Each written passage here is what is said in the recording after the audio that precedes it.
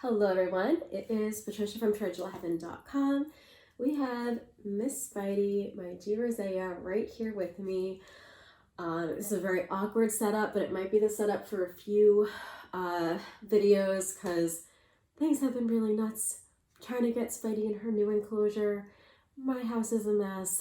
We're just trying to make some videos. I was sick for a little bit. I'm finally feeling better and energetic enough to make a few videos today. So anyway, today we're going to talk about how not to torture your tarantula. And when I say torture, I don't mean like, don't injure them and have fun with it. But what I mean is, there are things that we do as beginning tarantula owners that we don't know would perhaps hurt our tarantulas or at least bother them, stress them out. And so these are some things that maybe I wish I had known when I was a beginning tarantula owner, and maybe that would be helpful for some of you if you are just starting out, or if maybe you are thinking about getting a pet tarantula and kind of want to know what to do, what not to do before you get started. So I think to sum up most of these points, what I want to say is to let you know that tarantulas are very, very sensitive creatures. And so not only are their bodies very sensitive, they are very, very fragile. If they fall from any type of height really that is significant, they could, even just a few feet, they could, kind of like almost like burst or get very, very injured. And so that is something very much to take into consideration. And so they have fragile bodies, but they also kind of have like fragile sensory systems. I don't really know what to call it, but tarantulas are just sensitive creatures. So they don't necessarily see very well, or perhaps even at all. They don't hear as far as we know, but they do kind of use their little hairs as sensors. And so these hairs are very, very sensitive to anything. And so that's the first thing I want you to know is take their sensitivity into consideration.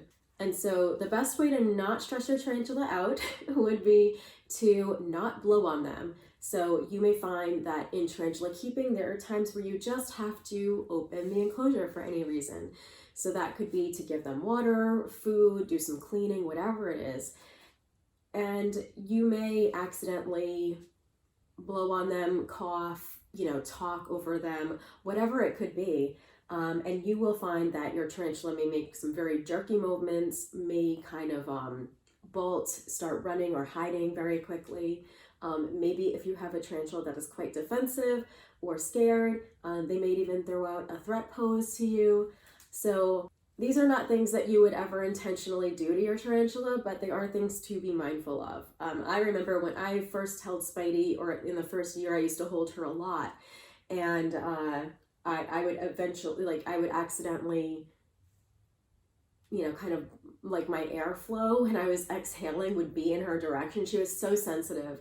And so I quickly realized that if I don't want the spider to run out of my hands, I need to hold my breath or breathe in a different direction. So that is something that I would suggest that you guys keep in mind.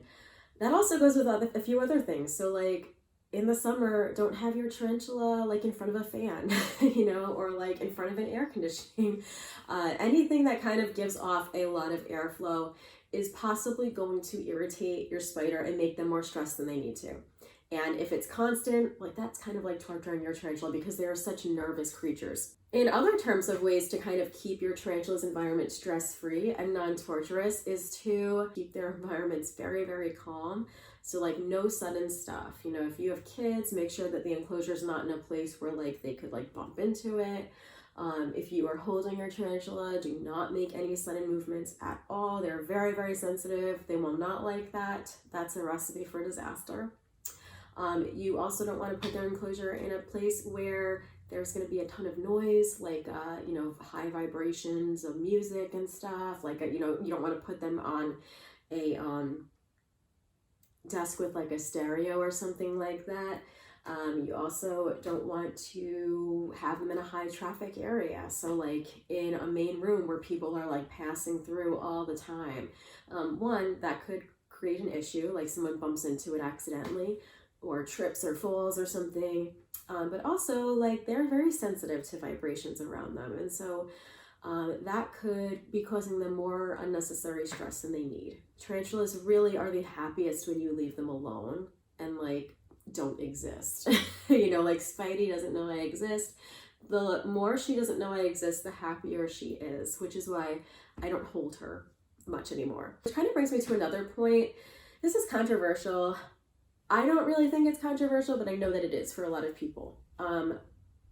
I don't hold her very much. In my first year, I was holding her a lot, and she didn't really like that. And it took me a while to realize she didn't like that. And in, you know, watching more experienced tarantula owners and doing research about tarantulas, I really think that it's not absolutely necessary that you hold them. I don't really think that they get anything out of it. I think that when we are holding them and handling them, it is just for us.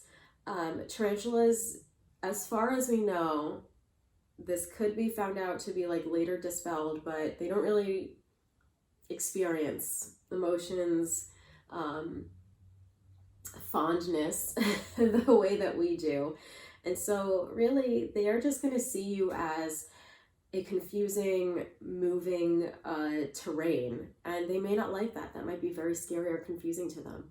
So I would say that excessive handling is probably not very welcome by the spider, and I think that this is how a lot of bites happen, a lot of tarantula injuries happen, a lot of lost spiders happen.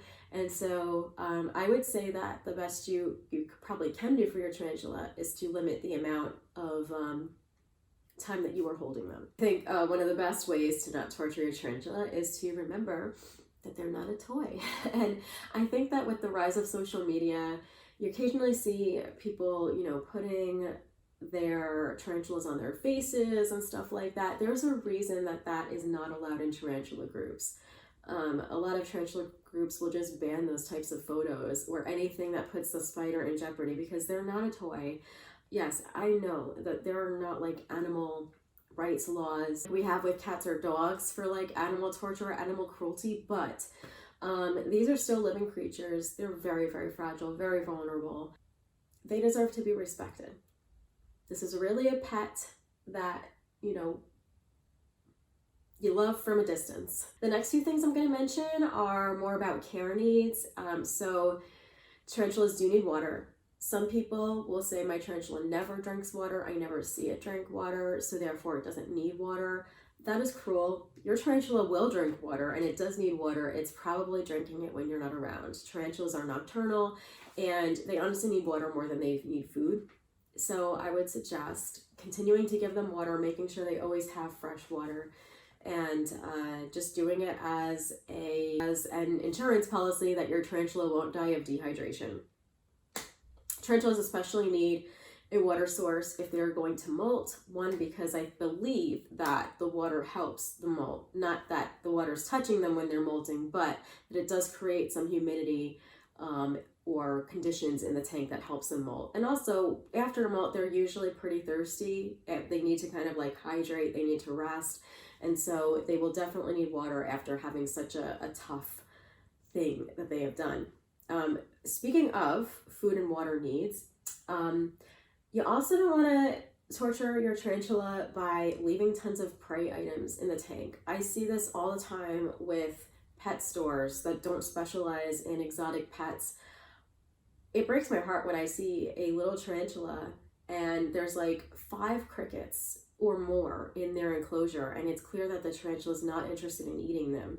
One, that's dangerous because this tarantula could be in pre-molt, but also these crickets or these insects are being a nuisance to the tarantulas. Tarantulas are not social creatures. They want to be left alone.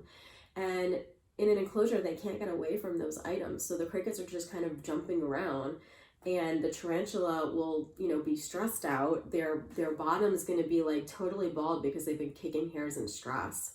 I do think that if you leave prey items in the tank and you do not take them out, not only are you possibly introducing, you know, more prey into the tank that could be problematic, because I actually have had a cricket give birth to a lot of baby crickets in her enclosure, and that was a disaster. I had to change the entire thing. But also, I have seen Spidey not be hungry, but like I left it in there for a day, and I saw her strike the cricket and not even eat it. She just wanted to paralyze it so it would leave her alone. Or at least that's how I'm interpreting it. She was not interested in eating it at all. I think she just got annoyed. And so then that was kind of like when I learned my lesson of like, you know, if she's not interested within the first few minutes, I should probably not take the chance that this thing's going to annoy her. Another thing is, it's kind of like for the tarantula's sensory health. So they don't need lamps, lights, heat lamps, like direct heat lamps or anything like that. I do think that these creatures need darkness. Not all the time, but they do need some dark.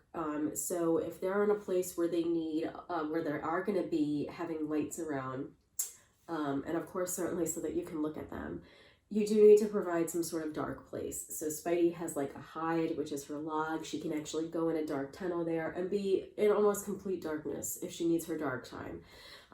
Sometimes I see beginning tarantula owners putting like direct lights on their tarantulas, and these are creatures that like would burrow probably, or like be in a dark, secluded place. And so I think it's important to give them at least some time during the day, you know, or at night, time where they actually have that. So no, they don't need 24/7 lighting or heating or anything like that. And my last few points are more about ethical stuff. So I do occasionally see videos on YouTube where some tarantula owners are like prodding and poking their tarantulas to maybe get a reaction and film their tarantulas. And I think that a little bit is okay. You know, if you're trying to just kind of poke them with a paintbrush softly to see if they're feeling defensive, if you're going to feed them or something like that, or, you know, just check them out, you know, see if you're concerned about something that you see on their body or something, or you need them to move because you need to give them water or something like that. I don't think that's bad, but if you are poking them for a few minutes just like for fun, or to see them move around, or to maybe get a video of them, that is not something that I think is like, it's not something that I support in terms of like just being an ethical owner. I don't like seeing like reaction videos on YouTube of tarantulas. I don't, you know, I think that we can really draw the line, or we start to like cross a line between like performance pet owning and like, you know, I guess being a true hobbyist who just loves and respects the animal. So that's something that bothers me. I don't know if you guys would consider that like cruelty towards a tarantula, but that's something that, you know, I think can, you know, a line that could be very blurred. And then like the steps above that, which, you know, are obvious, but apparently not, because there are videos on YouTube that do this and they're not banned. So one thing that really pisses me off, and also I think is like the top tier of like don't torture your tarantula, is don't prank people with your tarantula. Do not treat this creature like it's a toy.